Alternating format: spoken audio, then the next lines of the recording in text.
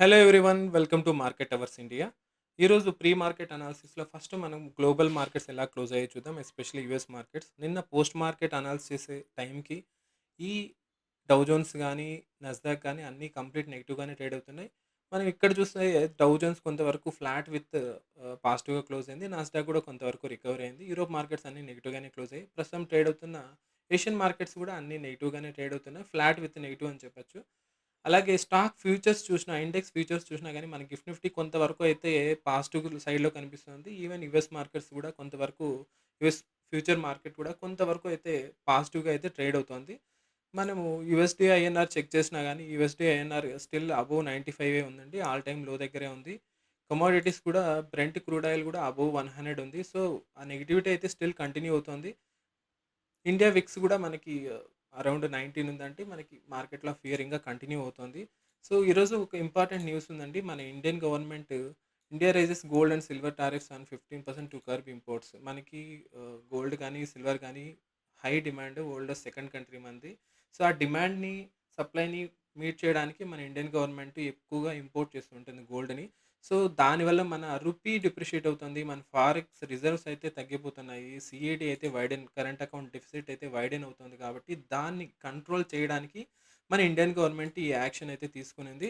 2 days back మీరు చూడొచ్చు, మన ట్రంప్ గారైతే ఒక స్టేట్మెంట్ అయితే ఇచ్చారు. గోల్డ్‌ని ఒక అట్‌లీస్ట్ 1 ఇయర్ వరకు పోస్ట్‌పోన్ చేయండి బై చేయడం అని. కానీ మన ఇండియన్స్ కంప్లీట్ ఆపోజిట్‌లో నిన్న నిన్న ఒక్కరోజే ఆల్మోస్ట్ గోల్డ్ ఎక్కువ బై చేసినట్లయితే న్యూస్ అయితే, ఇన్ఫర్మేషన్ అయితే ఉంది.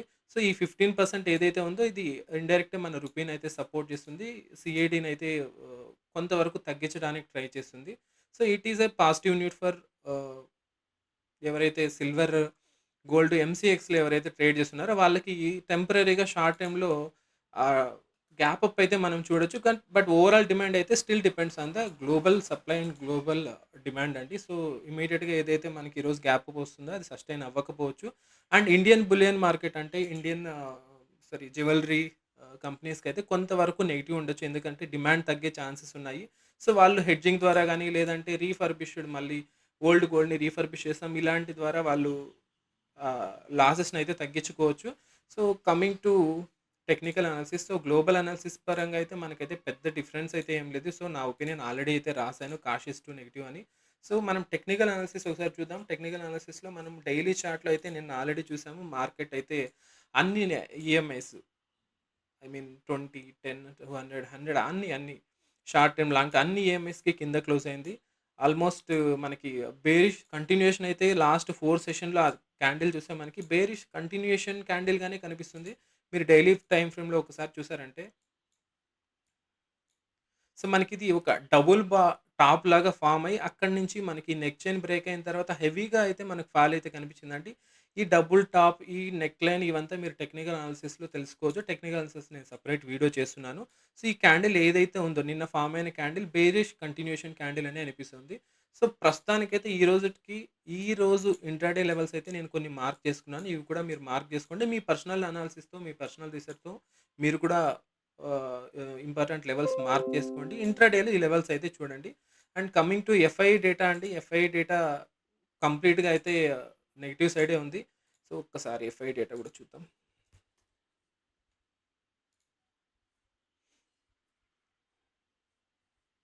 సో, ఎఫ్ఐఎస్ నిన్న కొంచెం నిన్న ఇంట్రాడేకి ఇండెసిసివ్‌గా ఉన్నారు. ప్రొప్రైటర్స్ అయితే నిన్న బేరిష్ సైడే ఉన్నారు.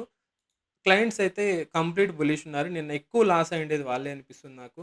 సో, ఎఫ్ఐఎస్‌కి, క్లయింట్స్‌కి ఎప్పుడైతే ఈ డైవర్జెన్స్ ఉంటుందో అది వెనెవర్ మార్కెట్ ఇలా డైవర్జెన్స్ ఉంటే సెల్ ఆన్ రైజ్ అనే చెప్పొచ్చు మనము.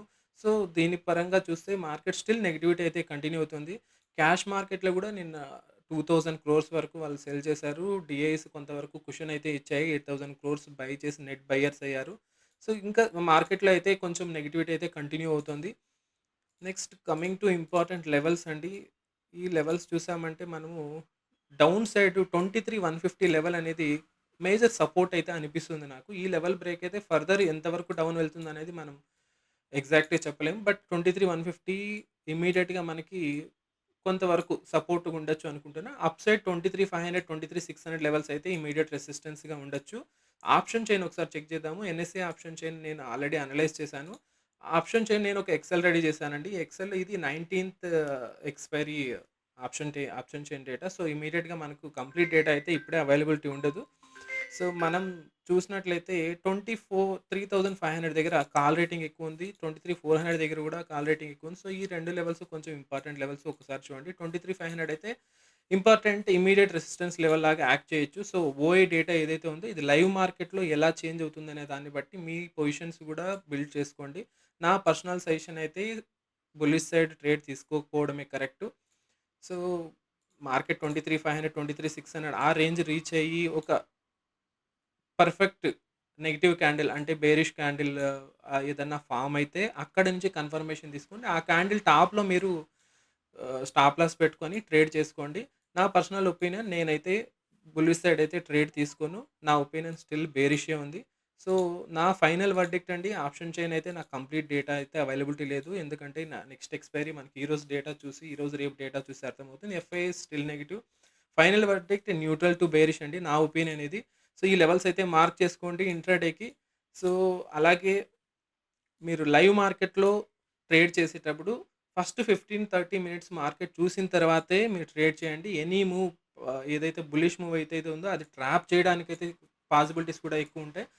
మార్కెట్ 23,600 అబోవ్ డైలీ క్యాండిల్‌లో సస్టైన్ అవ్వగలిగితే మాత్రమే మనం ఫర్దర్‌గా కొంతవరకు రికవరీ చూడొచ్చు. అంతవరకు మీరు ఇమ్మీడియేట్‌గా అగ్రెసివ్ బుల్లిష్ ట్రేడ్‌లయితే తీసుకోకండి.